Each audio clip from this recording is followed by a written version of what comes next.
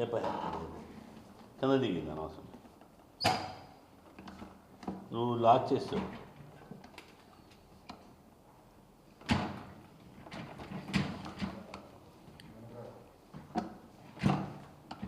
అంతేనా? ఎక్కువ మనవాళ్ళు వేస్తాయి కానీ రమ్మన్నావా? అనుకురా నువ్వు కూర్చోరవి. అబ్బాయి ఇంకొక ఎవరు కానిస్టేబుల్ కష్టపడిన వాళ్ళు ఇట్టండి అమ్మా. ఆయన ఎవరు హెడ్ కానిస్టేబుల్ గారు రండి. ఎవరున్నారు? భద్రకి నిలబడు. అమ్మా నిలబడు. ఇటు పక్కన తీసేస్తా. అప్పుడు స్టోరీ చెప్పేస్తున్నా 2 minutes.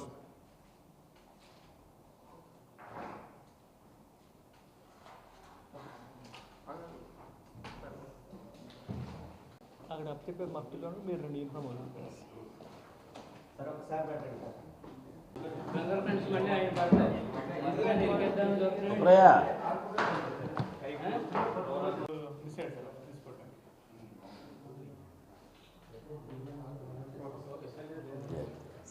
బాగున్నా ఆంజనేయులు గారు?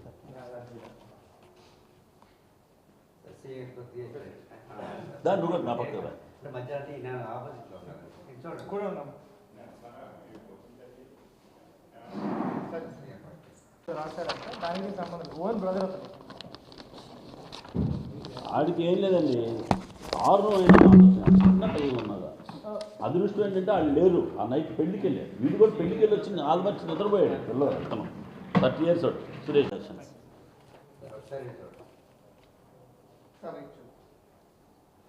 రవికుమార్ గారు తిన్నో టైం అంతా రెడీ చేశారు. యాక్చువల్గా మా కైకలూరు రూరల్ సర్కిల్ సిబ్బంది అందరూ కూడా, including all Mudirepalli Mandavalli SI గారు అందరూ కూడా ఇందులో టీం వర్క్ చేశాం. అదృష్టం ఏంటంటే అదే ఇందులో అంటే ఇంకా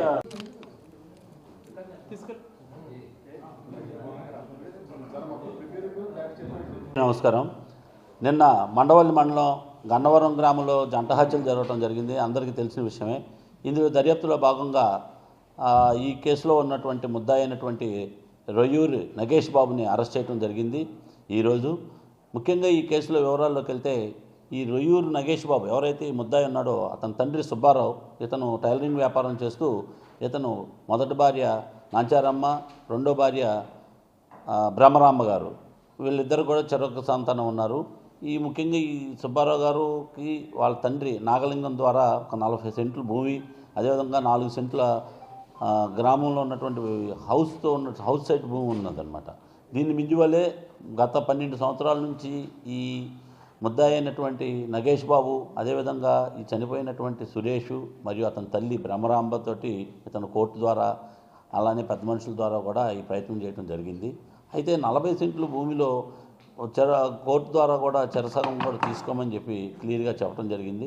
దానికి కూడా డిసీజ్డ్ అయినటువంటి బ్రహ్మరాంబ అతని కుమారుడు కూడా ఒప్పుకోవడం జరిగింది. పెద్ద మనుషుల్లో కూడా ఒప్పుకోవడం కూడా జరిగింది.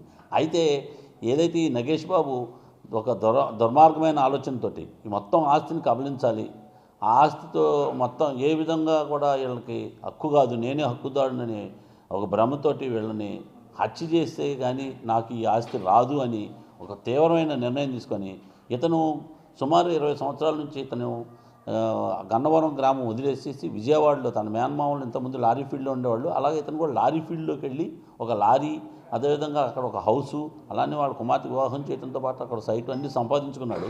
అయినా ఇంకా తనకు సొంతగా ఆస్తి ఉంది, మా తండ్రి ఆస్తి మాకు కూడా నాకే పూర్తిగా రావాలి, నేనే హక్కుదారునన్న ఒక దుర్మార్గమైన ఆలోచనతో ఇతను ఎలాగైనా వీళ్ళని పెద్దలు కూడా చెప్పారు, చెరసగం ఇచ్చి ఇంకా ఎల్పీ నెంబర్స్ వస్తాయి ఇతని పేరు మీద రాస్తామని చెప్పినప్పుడు కూడా వినకుండా ఇతను ఏం చేశాడంటే ఒక క్రూరమైన పథకం పన్ని 23వ తారీఖున ఇతను పథకంతో పాటు ఏం చేశాడంటే ఇతను లారీలో ప్రయాణం చేస్తాడు కాబట్టి ఒక వారం రోజుల క్రితం ఇతను లారీ తీసుకుని వెళుతూ హైదరాబాద్ సమీపంలో ఏదైతే ఈ కత్తులు అమ్ముతుంటారు రోడ్ సైడ్న, ఇలాంటి కత్తి కొనుక్కొని ముందే సిద్ధం చేసుకున్నాడు.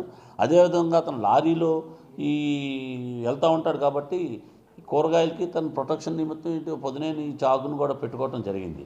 ఈ రెండు తీసుకొని ఇతను 23వ తారీఖు నాడు ఇంక వీళ్ళని చంపేస్తే కానీ ఈ ఆస్తి నాకు రాదు అనే ఒక దుర్మార్గమైన ఆలోచనతోటి క్రూరమైన పథకం పెట్టుకొని వెంటనే బయలుదేరి విజయవాడ నుంచి ట్రైన్లో కైకలూరు వచ్చి కైకలూరులో ఒక టిఫిన్ చేసుకొని ఇతను ఆ రాత్రి అంతా 8:30-9ంటికి మళ్ళీ కైకలూరులో బయలుదేరి మండవల్లిలో దిగి తన గ్రామంలోకి నడుచుకుంటూ వెళ్ళి చీకటి పడేదాకా ఎవరో చూడకూడదనే ఉద్దేశంతో అక్కడ ఉన్న సాయిబాబా గుడి దగ్గరికి వెళ్ళి అక్కడ కొంతసేపు ఉండి రాత్రి 11-11:30 గంటల ప్రాంతంలో ఆ ఇంటికి వెళ్తాడు. వెళ్ళిన తర్వాత తలుపు కొడతాడు. తలుపు కొడితే వీళ్ళు ఎవరు కూడా గాఢ నిద్రలో ఉండటం వలన తలుపు తీయపోవడంతో వీళ్ళు ఎప్పుడు బయటకు వస్తారా అని చెప్పి బయటే కాపలా కాసుకొని వేచి కొంతసేపు అక్కడే ఉండి ఆ సుమారు 2-2:30 గంటల ప్రాంతంలో ఈ ఎవరైతే డిసీజ్డ్ రొయ్యూరి బ్రహ్మరాంబ గారు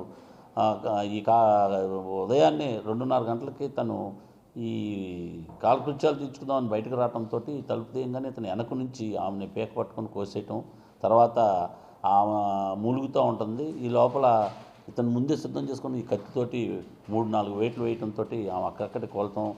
తర్వాత వెంటనే ఇంట్లో ఏమీ తెలియకుండా నిద్రపోతున్న అతని తమ్ముడు సురేష్ను కూడా వెళ్ళిపోయి స్ట్రైట్గా పీక మీద కోసేశాడు. దాంతో అతను కొంచెం స్ట్రగుల్ అవుతుంటే మళ్ళీ ఇదే కత్తితోటి మొత్తం 3 చనిపోయేదాకా వేట్లు వేసి కసితేరా తీసుకొని ఈ వెపన్స్ అవన్నీ తీసుకొని ఇతను పారిపోవటం జరిగింది. ఆ పారిపోవటంతో ఇతని కోసం వేలేడుగా ఉండగా ఇతను అటు ఇటుగా బయలుదేరిపోయేసి ఇటువైపు ఏలూరు ఇటువైపు పూర్తిగా ఇతను ముందే ప్లాన్ చేసుకున్నాడు. ఈ లారీ అమ్మటానికి కూడా సిద్ధపడిపోయాడు. లారీ అమ్మేసేసి భార్యకి నువ్వు జాగ్రత్తగా ఉండు అని చెప్పేసి ముందే సిద్ధం చేసి భార్యని ఇచ్చేసేసి లారీ బేరగాళ్ళతో కూడా మాట్లాడి నేను లారీ అమ్మేసుకుంటున్నాను అని కూడా చెప్పేశాడు. అదేవిధంగా భార్యకి కూడా ఒక 50,000 రూపాయల డబ్బులు రెడీ చేసి సమకూర్చేసేసి మొన్న కిరాయికి వెళ్ళిన డబ్బులు అదేవిధంగా ముందు దాచుకున్న డబ్బులు అన్నీ కూడా సమకూర్చుకొని భార్యని కూడా ఇది నువ్వు వెళ్ళిపో, నేను కొన్ని రోజులు మాయమైపోతానని చెప్పి ఒక ప్లాన్. ఎందుకంటే వాళ్ళ తండ్రి గారు కూడా ఇలానే మిస్ అయిపోయాడు. అప్పుడు నువ్వు పట్టుకోలేదని వీడికి తెలిసిపోయింది. దొరకపోతే ఏమవుదని ఒక నిర్ణయానికి వచ్చి వెళ్ళిపోదాం అన్న ఆస్తి మిగులుద్ది తనకి తన కొడుక్కని ఒక దుర్మార్గమైన ఆలోచనతో ఇతను చేశాడు. దాంతో ఏమైందంటే ఈరోజు ఇతను వెళ్తా ఈ వెపన్స్ని ఆ సాయిబాబా గుడి దగ్గర మళ్ళీ పైప్స్ ఉన్నాయి, ముందే ప్లాన్ చేసుకున్నాడు. ఆ పైప్లో పెట్టేశాడు. పైప్లో పెట్టేసేసి వెళ్ళిపోయాడు. ఇతను వెళ్ళిపోయి తిరిగి మళ్ళీ ఆ ఎవరో చూడకుండా వచ్చి పట్టుకెళ్దామని ఇవాళ మధ్యాహ్నం వస్తే మనకు వచ్చిన ఖచ్చితమైన రూఢీ సమాచారం మేరకు కైకలూరు రూరల్ సిఐ గారు రవి గారు, మండవల్లి ఎస్ఐ గారు, వాళ్ళ సిబ్బంది మొత్తం అందరూ కూడా ఇది అతన్ని తీసుకోవటం, అదుపులోకి తీసుకోవటం. అతను తనంతా తానుగానే అతను ఈ ఒప్పందం చెప్పాడు, ఎక్కడ దాచాను, ఎలా చేశాను, ఈ ప్లాన్ అంతా కూడా రివీల్ చేయడంతో దర్యాప్తు చేయడం జరిగింది. ఇతను మొత్తం కూడా ఈ వెపన్స్, రక్తంతో కూడిన వెపన్స్, అతను రక్తంతో కూడా ఉన్నటువంటి బట్టలు, అదేవిధంగా ఇతను బయలుదేరి రావటం, ఇవన్నీ కూడా మన దర్యాప్తులో భాగంగా రీకన్స్ట్రక్షన్ చేసుకోవడం జరిగింది. ఇప్పుడు ప్రస్తుతానికి ఇతన్ని అరెస్ట్ చేయడం జరిగింది. అరెస్ట్ చేసి రేపు కోర్టులో పెట్టిన తర్వాత తదుపరి దర్యాప్తు నిమిత్తం కూడా ఇతన్ని పోలీస్ కస్టడీకి తీసుకుంటాం. ఇంకా దీంతోపాటు ఇంకెవరైనా ఉన్నారా, ఇంకా ఏదైనా కుట్రకోణం దాగుందా అనేది కూడా చూస్తున్నాం. ఇది చాకచక్యంగా 24 గంటల్లోనే మేము మా టీం అంతా కూడా పట్టుకోవడం జరిగింది. కాబట్టి ఈ ముద్దాయిని అరెస్ట్ చేసి ఇతనికి శిక్ష పడే విధంగా ఖచ్చితంగా ఆధారాలు సేకరించి ఏదైతే బాధితురాలు ఎవరైతే సురేష్ భార్య గాయత్రి గారు ఉన్నారో వారికి న్యాయం జరిగేటట్టుగా కూడా చూస్తాం. Thank you.